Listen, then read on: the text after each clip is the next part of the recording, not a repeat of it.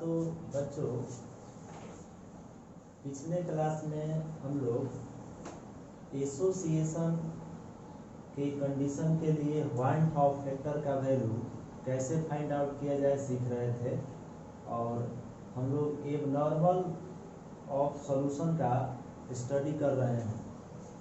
तो ये कंप्लीट होने वाला है आज के वीडियो में, और हम लोग समझेंगे आज कि तीनों कंडीशंस पे जिस पे सॉल्यूशन एबनॉर्मल हो रहा है, जैसे डिसोसिएशन, इलेक्ट्रोलाइट्स और एसोसिएशन, ये थ्री मेजर कंडीशन है किसी सॉल्यूशन के एबनॉर्मल होने का। तो सॉल्यूट जो है थ्री कैटेगरी का है, डिसोसिएट हो जाता है, इलेक्ट्रोलाइट्स या एसोसिएट होता है। ये तीनों कंडीशन के लिए हम लोग वन ऑफ फैक्टर कैसे फाइंड आउट करें ये सीख चुके हैं प्रीवियस वीडियो में। तो फिर से उसको रिकॉल करते हुए बोर्ड पर और आगे का चर्चा करेंगे। और आज के वीडियो में जानेंगे हम लोग कि इलेक्ट्रोलाइट्स दो तरह के होते हैं, स्ट्रॉन्ग इलेक्ट्रोलाइट्स और वीक इलेक्ट्रोलाइट्स। तो इस कंडीशन के लिए कैसे वन ऑफ फैक्टर्स वेरी करता है, उसका क्या कॉन्सेप्ट है, ये भी सीखेंगे। तो चलिए यहाँ स्टार्ट करते हैं। हम लोग जो प्रीवियस वीडियो में पढ़ चुके हैं उसी को यहाँ से लिखते हुए और आगे बढ़ते हैं। तो लिखेंगे यहाँ फॉर, क्योंकि हम लोग केमिस्ट्री पढ़ रहे हैं तो यहाँ लिख लेते हैं केमिस्ट्री।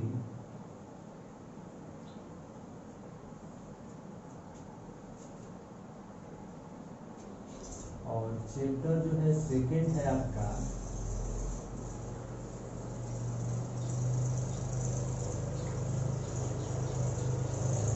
और चैप्टर का नाम है आपका solution.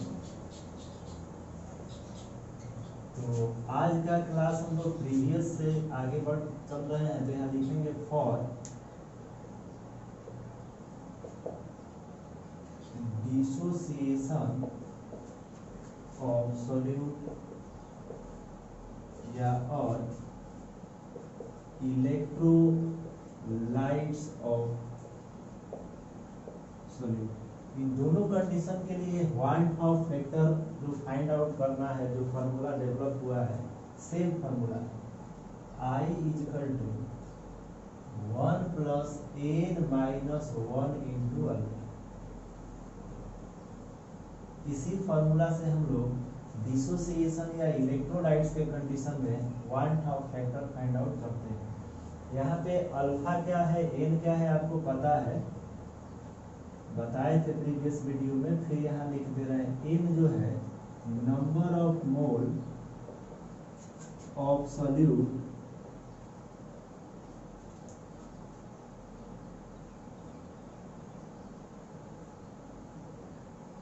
Of products part after dissociation है। अल्फा क्या है, तो डिग्री ऑफ डिसोसिएशन। तो ये तो हो गया डिसोसिएशन सॉल्यूट हो रहा हो या इलेक्ट्रोलाइट्स हो रहा हो, तो one Hoff factor find out करने का फार्मूला। नेक्स्ट जो है, जो प्रीवियस वीडियो में हम लोग पढ़ रहे थे, वो है association. Association of solute. Association के लिए van't Hoff factor find out करने का formula 1 minus alpha plus alpha by n आया। तो ये दोनों फार्मूला को आप ध्यान से देख रहे हैं यहाँ, इन दोनों से ही आज आगे हम लोग बढ़ने वाले हैं और इसका एप्लीकेशन भी सीखेंगे, क्वेश्चंस बनाएंगे आज। तो यहाँ पे हम लोग स्पेशल कंडीशन से लेकर चलते हैं। स्पेशल कंडीशन, स्पेशल कंडीशन में क्या है कि एसोसिएशन जो है वो n टाइम्स हम लोग लिए थे। यहाँ पे हम लोग स्पेशल कंडीशन में n को डिफाइन करेंगे, मोल को n इक्वल टू 2 अगर लेकर चले, इफ तो ऐसा रिएक्शन जिसमें मोल का वैल्यू 2 ले, क्योंकि यहाँ n मोल ही है, तो n 2 अगर लेते हैं तो ऐसा एसोसिएशन रिएक्शन को डाइमेराइजेशन के नाम से जानते हैं। और डाइमेराइजेशन रिएक्शन को अगर देखा जाए एग्जाम्पल से तो CH3COOH रिएक्शन मार्क CH3COOH का वोल्टवाइज, ये डाइमेराइजेशन का एग्जाम्पल हुआ। यहाँ पे हम लोग देख पा रहे हैं कि यहाँ n का वैल्यू 2 है, तो अगर यहाँ n का वैल्यू 2 हो जाए और ये जनरल फार्मूला में n का वैल्यू 2 रखें तो वन टाउ फैक्टर का जो इक्वेशन है वो अलग आएगा। डाइमेराइजेशन स्पेशल कंडीशन में क्यों लिए, क्योंकि ज्यादातर एसोसिएशन के केस में डाइमेराइजेशन वाला रिएक्शन ही आपको आता है क्वेश्चन में, इसीलिए इस एग्जाम्पल को समझना जरूरी था स्पेशल कंडीशन के साथ। तो I इक्वल टू आपका ये फार्मूला देख रहे हैं 1 माइनस अल्फा और प्लस अल्फा बाई 2 हो जाएगा। तो यहाँ से स्पेशल फार्मूला डेवलप हो रहा है वन टाउ फैक्टर का डाइमेराइजेशन एसोसिएशन रिएक्शन के लिए। तो I इक्वल टू आपका आ जाएगा 1 माइनस, इसको सॉल्व करेंगे, अल्फा बाई 2। तो ये समझ में आ रहा होगा, मतलब कि डाइमेराइजेशन रिएक्शन अगर क्वेश्चन में आता है डायरेक्ट आप जो है इनका वैल्यू 2 लेकर के और I equal to 1 minus alpha by 2 लिख सकते हैं। ये कभी कभी एग्जाम में ऑब्जेक्टिव में आपको ऑप्शनल में सेट किया हुआ मिलता है।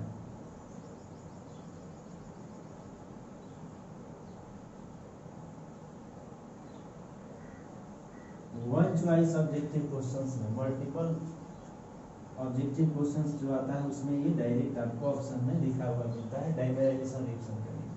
तो यहाँ के बाद जो है इसी कंडीशंस में स्पेशल कंडीशन में ही और कुछ बात हम लोग जानेंगे। जैसे अगर सोल्यूट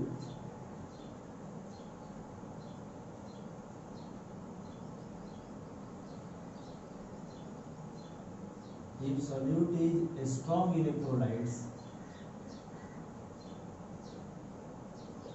जो कि हम लोग प्रीवियस वीडियो में आप देखेंगे तो ये एक बार बताया गया है, इसे बहुत इंपॉर्टेंट है इसलिए यहाँ पर बता रहे हैं कि solute is strong electrolytes then value of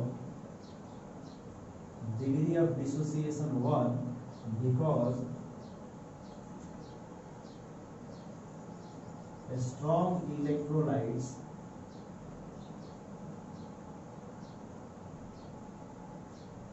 are completely dissociated in solution। ये बात ध्यान रखना है, अल्फा का वैल्यू 1 हो जाता है अगर इलेक्ट्रोलाइट्स या सॉल्यूट आपका स्ट्रॉन्ग हो। अब यहाँ से हम लोग जानेंगे कि इन दोनों कंडीशन के लिए I का वैल्यू किस तरह से वेरी करता है, तो देखते हैं इसके बाद का।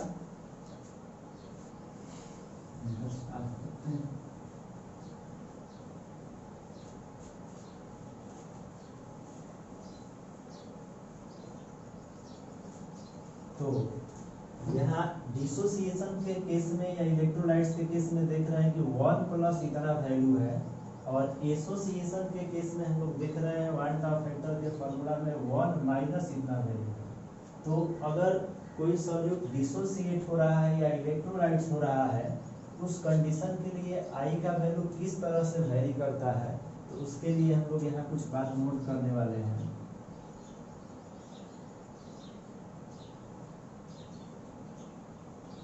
डिसोसिएशन और electrolytes of solute value of one tau factor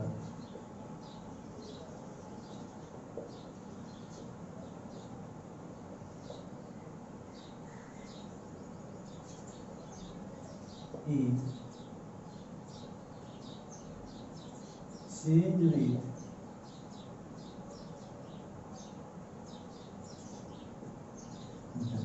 मतलब कि डिसोसिएशन या इलेक्ट्रोलाइट्स के केस में वन टाउ फैक्टर का जो इनक्वालिटी वेरिएशन है वो ग्रेटर होता है यूनिटी से, मतलब 1 से हमेशा ग्रेटर होगा वन टाउ फैक्टर का वैल्यू। अगर किसी सोल्यूशन में वन टाउ फैक्टर का वैल्यू 1 से ग्रेटर आ रहा है, इसका मतलब हम लोग समझ जाएंगे कि वो सॉल्यूट डिसोसिएट या इलेक्ट्रोलाइट्स हो रहा है, या ऑटोमेटिक अगर डिसोसिएशन हो रहा है या इलेक्ट्रोलाइट्स हो रहा है सॉल्यूशन में सॉल्यूट का, तो आई का जो वैल्यू है वन टाउ फैक्टर का जो वैल्यू है वो 1 से हमेशा ज़्यादा होगा। ये बात ध्यान रखना है, ऑब्जेक्टिव में ये पूछा जाता है, बहुत इंपॉर्टेंट है ये। और इसी तरह से यहाँ एसोसिएशन के केस में क्या होगा, तो आपको अभी बता रहे थे, ध्यान से देखना है, इसको देखेंगे तो समझ में आएगा ये फार्मूला को, कि 1 में से इतना पार्ट जो है सब्ट्रैक्ट हो रहा है, तो 1 में से कुछ पार्ट अगर सब्ट्रैक्ट हो रहा है, उस आई का वैल्यू हमेशा 1 से कम आएगा, क्योंकि 1 से कुछ वैल्यू यहाँ इस फार्मूला में देख रहे हैं कि कुछ चेंज हो रहा है, मतलब 1 से सब्ट्रैक्ट हो रहा है। तो 1 से अगर कोई भी वैल्यू सब्ट्रैक्ट होगा तो उसका जो वैल्यू है रिजल्टेंट वो हमेशा 1 से लेस आएगा। इसलिए यहाँ पे वेरिएशन हम लोग दिखा सकते हैं इस कंडीशन के लिए, एसोसिएशन के लिए, आई का वेरिएशन जो है इनक्वालिटी फॉर्म में हमेशा 1 से लेस होगा। ये बहुत इंपॉर्टेंट है। तो एसोसिएशन के केस में 1 का फैक्टर का वैल्यू 1 से हमेशा कम आता है, और डिसोसिएशन या इलेक्ट्रोलाइट्स के केस में आई का वैल्यू हमेशा 1 से ग्रेटर आता है। अब बात है कि कुछ सॉल्यूट नॉर्मल होते हैं, तो फॉर नॉर्मल सॉल्यूट, बहुत इंपॉर्टेंट है, इसको ध्यान रखना, ऑब्जेक्टिव में आता है। तो फॉर नॉर्मल सॉल्यूट,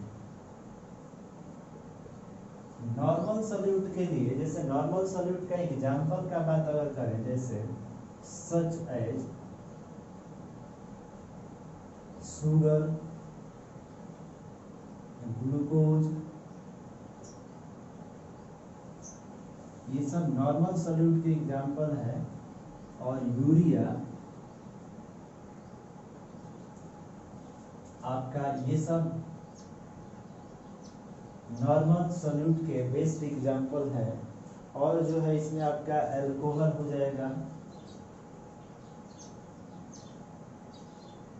ये सब बेस्ट एग्जांपल है नॉर्मल सॉल्यूट के, तो इसमें एग्जांपल में ले लिए। अब ऐसा अगर सॉल्यूट है तो इस कंडीशन में 1 का फैक्टर का जो वैल्यू है वो 1 के इक्वल होता है, मतलब ये नॉर्मल सॉल्यूशन ये होते हैं। और नॉर्मल सॉल्यूशन के लिए 1 का फैक्टर आई का वैल्यू 1 के इक्वल होता है, तो इसको भी ध्यान रखना है।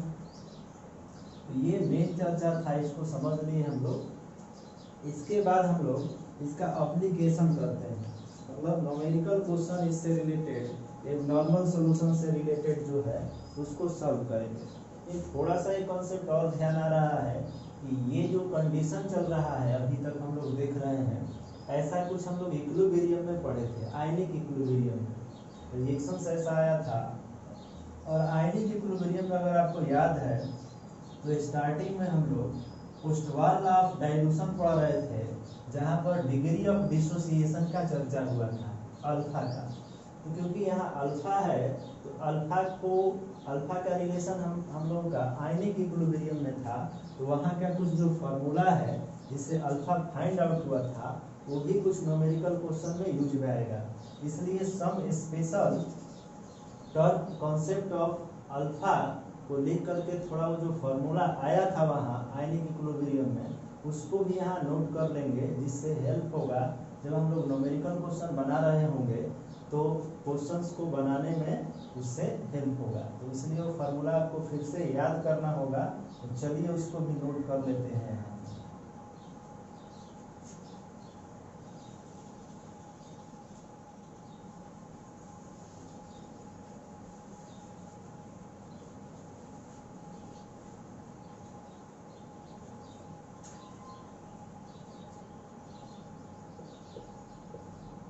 Some special useful formula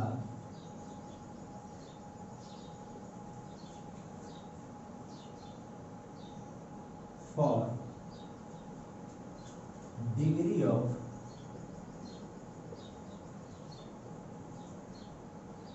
dissociation और एसोसिएशन। अगर डिसोसिएट हो रहा है सॉलिड तो डिसोसिएशन के लिए अल्फा यूज होगा, अगर एसोसिएट हो रहा है तो भी अल्फा से ही इंडिकेट होगा, डिग्री ऑफ एसोसिएशन का है या degree of dissociation.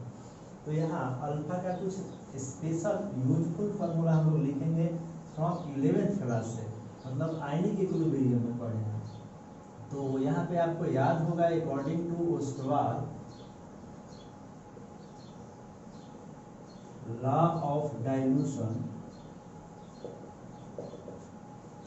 Alpha is equal to under root K a by C आया था।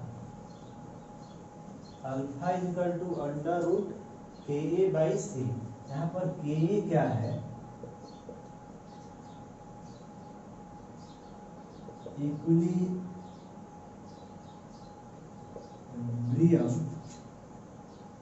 कांस्टेंट, या इसको हम लोग रिएक्शन कांस्टेंट भी बोलते हैं।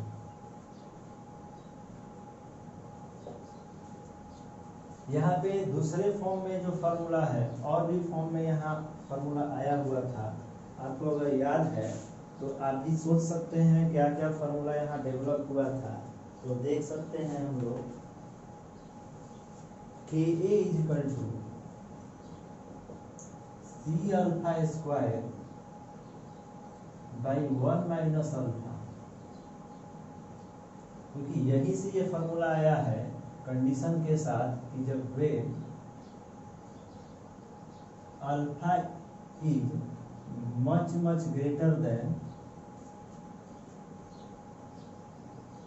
1, अल्फा इज जब मच मच ग्रेटर देन 1 आया था, तो ये पूरा जो वैल्यू है हम लोगों का मच मच लेस देन 1, ये पूरा जो वैल्यू है 1 minus alpha equal to approx 1 आया था, और इसी के साथ जो है K equal to C alpha square आया था, और इसलिए alpha equal to under root K by C. इसका भी यूज करेंगे हम लोग न्यूमेरिकल बनाते वक्त, इसीलिए इसको लिख दिए। इसके बाद हम लोग अब क्वेश्चन की तरफ बढ़ेंगे। एनसीईआरटी का अगर इससे कुछ बेस्ट क्वेश्चन है तो उसको बनाएंगे, और भी अदर एक दो क्वेश्चन हम लोग इससे रिलेटेड सॉल्व करेंगे एग्जाम्पल के फॉर्म में, जिससे कि ये जो अभी तक पढ़ रहे थे इसका एप्लीकेशन हो जाएगा, समझ में आ जाएगा कि जो हम लोग अभी तक थ्योरी पढ़े हैं, जो फार्मूला आया है एक नॉर्मल के लिए, उसको कैसे अप्लाई में लाया जाए। तो चलिए क्वेश्चन कुछ देखेंगे इसके बाद।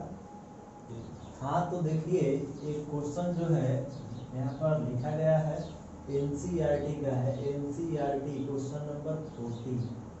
तो सॉल्यूशन चैप्टर 2 है, आप एक्सरसाइज में जाएंगे तो ये क्वेश्चन आपको मिलेगा, 40 नंबर है।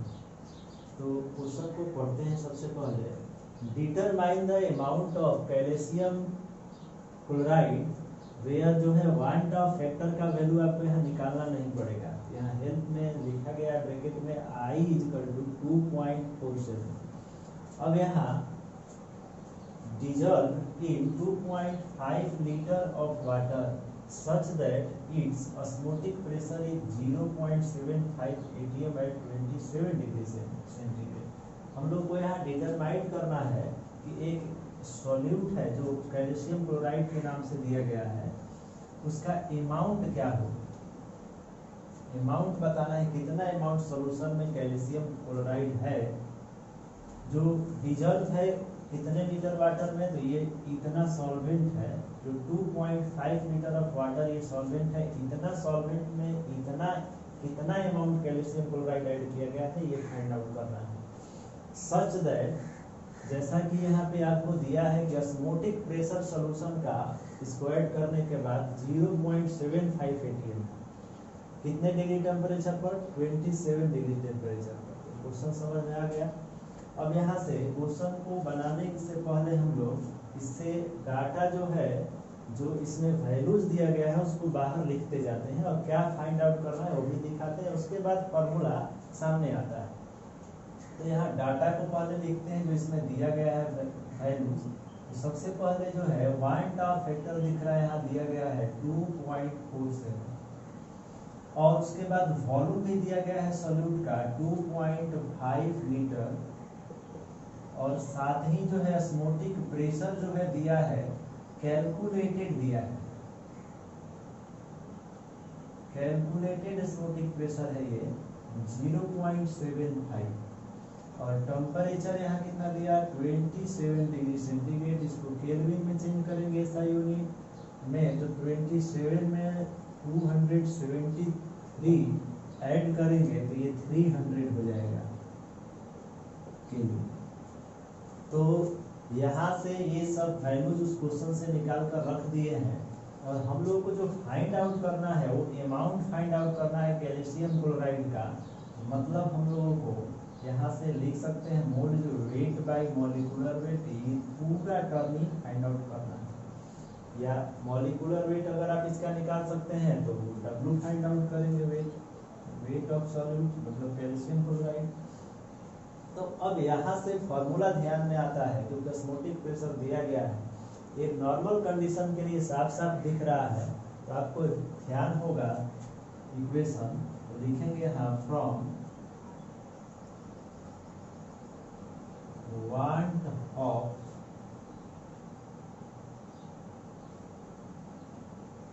इक्वेशन, वांट ऑफ इक्वेशन एक नॉर्मल के लिए क्या है आपको पता होगा, और एक नॉर्मल सॉल्यूशन।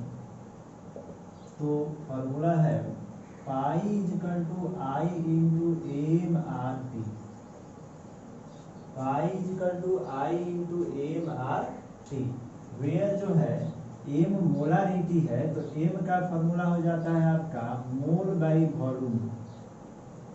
तो आप यहाँ इस इक्वेशन को लिख सकते हैं pi equal to i into n by V into R T.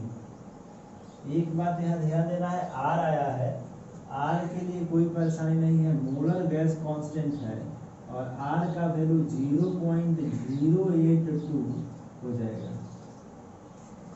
तो यहाँ से अब करना क्या है कि पाई का वैल्यू यहाँ कैलकुलेटेड जो दिया है इतना ATM, ये वैल्यू यहाँ रखेंगे और आई का वैल्यू यहाँ 2.47 है वो पुट करेंगे। ये पूरा टर्म यहाँ फाइंड करना है, वॉल्यूम दिया है 2.5 लीटर उसको रखेंगे, आर का वैल्यू यहाँ आप लोग जानते हैं, सबको पता है ये रखेंगे यहाँ, और टेम्परेचर 300 रखेंगे और पूरा ये कैलकुलेशन करेंगे और रिजल्ट आएगा और वही आपका आंसर होगा। तो चलिए इसको रख कर थोड़ा सॉल्व कर लेते हैं जल्दी से। तो यहाँ से पाई का जो वैल्यू है वो है 0.75 और इक्वल्स टू आई का वैल्यू है 2.47, तो 2.47 रखे और एन फाइंड करना है और वॉल्यूम 2.5 है और आर का वैल्यू 0.082 है और इंटू 300।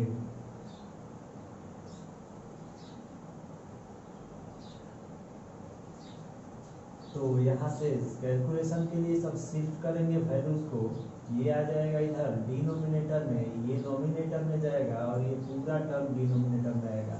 इस तरह से n equal to 0.75 into 2.5 by 2.47 into 0.082 into 300। अब इसको जो है सॉल्व करना है, तो जैसे ही इसको सॉल्व करेंगे आपका फाइनल रिजल्ट आएगा और वही आपका आंसर होगा।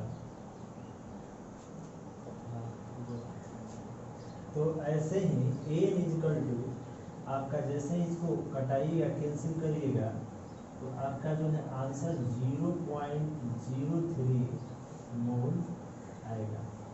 तो इस तरह से ये क्वेश्चन सॉल्व हो गया।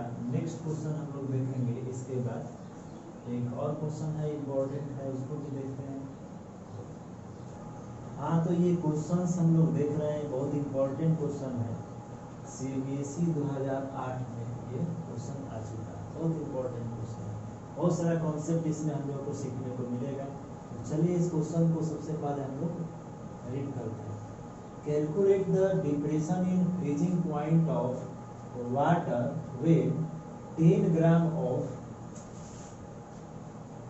अब इसका नेम क्या होगा, ये सॉल्यूट है आपका, डिसोसिएट होगा ये, और इसका नेम जो है आपका हो जाएगा 2-क्लोरो-प्रोपानोइक एसिड सॉल्यूट है। कितना है amount 10 gram is added to 250 gram of water, water solvent है। और यहाँ कुछ टर्म जो है कांस्टेंट टर्म आपको दे रखा है यहाँ कि इक्विलिब्रियम कांस्टेंट क्योंकि एसिड है इसलिए के ए से डिनोट किया गया है, वो दिया है 1.4 इंटू 10⁻³ और ये आपको ध्यान होगा डिप्रेशन कांस्टेंट के का वैल्यू 1.86 केल्विन केजी पर मोल, जो कि वाटर के लिए हम आपको ऑलरेडी बताया है इतना होता है थ्योरी में। और यहाँ मॉलिक्यूलर वेट जो है इस सॉल्यूट का यहाँ पर वेयर करके यहाँ इतना दिया गया है, अगर नहीं भी दिया गया होता तो ये आपको निकालने आता है। कितना दिया गया है 122.5। अब यहाँ से इस क्वेश्चन को अगर समझ गए हैं तो डाटा इससे निकाल करके जो वैल्यूज है हर एक कंपोनेंट का उसको निकाल करके यहाँ लिखेंगे और उसके बाद आगे वर्क करते चलेंगे। तो मेन फाइंड आउट क्या करना है, तो डिप्रेशन इन फ्रीजिंग पॉइंट। तो depression in freezing point find out करना है, लेकिन उससे पहले हम लोग देख रहे हैं कि हम लोग का सोल्यूशन एक नॉर्मल है, क्योंकि यहाँ जो सॉल्यूट है ये डिसोसिएट होगा। तो यहाँ हम लोग सबसे पहले ये सॉल्यूट ये भी देख रहे हैं कि ये सॉल्यूट स्ट्रॉन्ग इलेक्ट्रोलाइट्स नहीं है, स्ट्रॉन्ग नहीं है तो कंप्लीट डिसोसिएट नहीं होगा, तो चलना पड़ेगा। हाँ, ध्यान से इसको देखना पड़ेगा, जो जो अब तक थ्योरी पढ़े हैं उसका एप्लीकेशन हो रहा है, तो जो स्टेप्स हम लोग पीछे पढ़ चुके हैं उसी को यहाँ यूज में लाकर इस क्वेश्चन को सॉल्व करेंगे। तो depression in freezing point find out करना है, मतलब डेल्टा टीएफ का वैल्यू फाइंड करना है। अब इसमें और क्या क्या टर्म दे रखा है, तो वेट दिया है, W का वैल्यू दिया है सॉल्यूट के लिए 10 ग्राम गिवन, ये क्वेश्चन में दिया है। और जो है आपको अमाउंट ऑफ सॉल्यूट B का वैल्यू दिया है, क्योंकि अमाउंट ऑफ सॉल्वेंट का जो वैल्यू है उसको हम लोग B से डिनोट करते हैं, और कितना दिया है 250 ग्राम।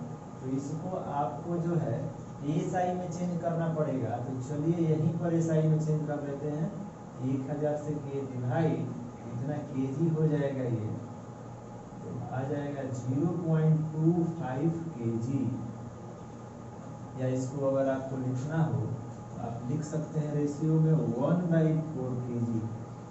अब जो है और क्या दिया है आपको, ये देखिए यहाँ के दिया है, वो कितना दिया है 1.4 इंटू 10⁻³ और केएफ भी दे रखा है 1.86 केल्विन केजी पर मोल। तो मॉलिक्यूलर वेट तो यहाँ यूज करेंगे, मॉलिक्यूलर वेट दिया है आपका 122.5। तो यहाँ से ये जितना वैल्यू दिया गया है क्वेश्चन में, इसी को काम चला करके इसको सॉल्व करना। हम लोग को चाहिए क्या, ये जो फॉर्मूला लिखेंगे तब समझ में आएगा। तो लिखेंगे from Rawls law depression in freezing point और एबनॉर्मल कंडीशन। नॉर्मल कंडीशन या सॉल्यूशन के लिए Rawls law depression in freezing point को यूज किए हैं हम लोग, पीछे वीडियो में बताए हैं आपको। Delta Tf is equal to i into Kf into m, where m जो है मोलालिटी है। तो मोलालिटी फाइंड आउट करना पड़ेगा सबसे पहले, आई का वैल्यू फाइंड करना पड़ेगा, केएफ दिया है। जैसे ही एम और आई फाइंड आउट करेंगे और इसमें वो सब वैल्यू रख के मल्टीप्लाई करेंगे तो हम लोग का ये जो फाइनल रिजल्ट है वो आ जाएगा। तो सबसे पहले इसको मान लेते हैं इक्वेशन 1, क्योंकि अब आई और एम फाइंड आउट करना है। तो चलिए हम लोग मोलालिटी सबसे पहले फाइंड आउट करते हैं। मोलालिटी केमिकल यूनिट है, कल ही बता रहे थे आपको। तो मोलालिटी इक्वल टू आपको पता है कि ए इंटू, अब 1000 नहीं यहाँ मल्टीप्लाई करने जा रहे हैं क्योंकि 1000 से पहले ही चेंज कर चुके हैं वहाँ केजी में। ए बाई बी इंटू मॉलिक्यूलर, यहाँ जो ए है वो अमाउंट ऑफ सॉल्यूट है, मतलब डब्ल्यू भी यहाँ ए माने, ठीक है, ये ध्यान रखना है।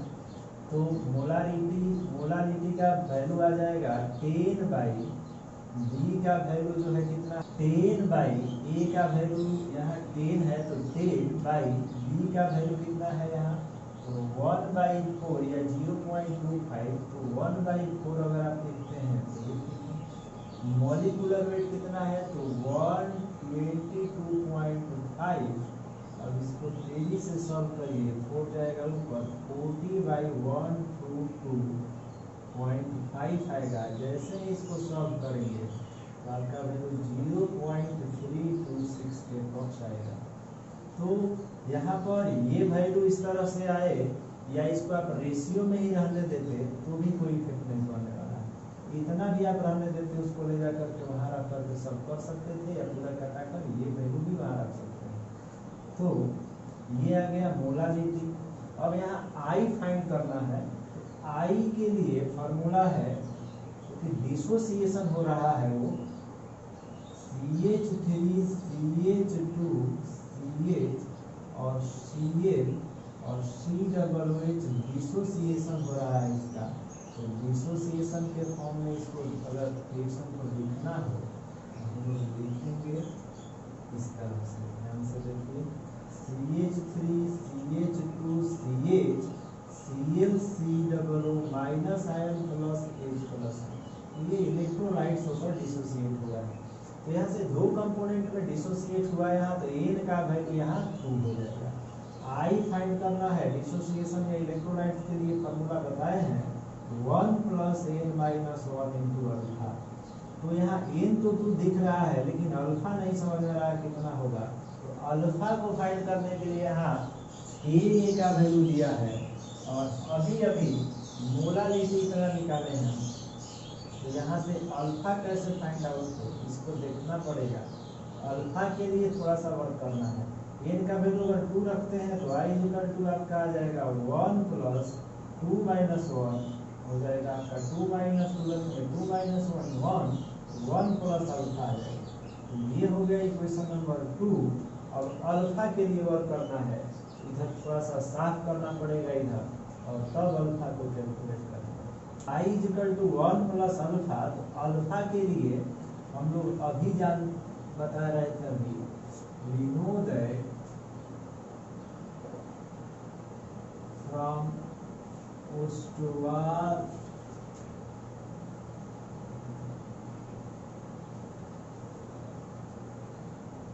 law of dilution, alpha = √KA/C, मतलब मोलारिटी जो है। तो यहाँ पे और लिख सकते हैं अल्फा। चलिए यहाँ K का वैल्यू इतना दिया है, C का वैल्यू यहाँ है, तो इन दोनों को रखेंगे, इसमें सॉल्व करेंगे।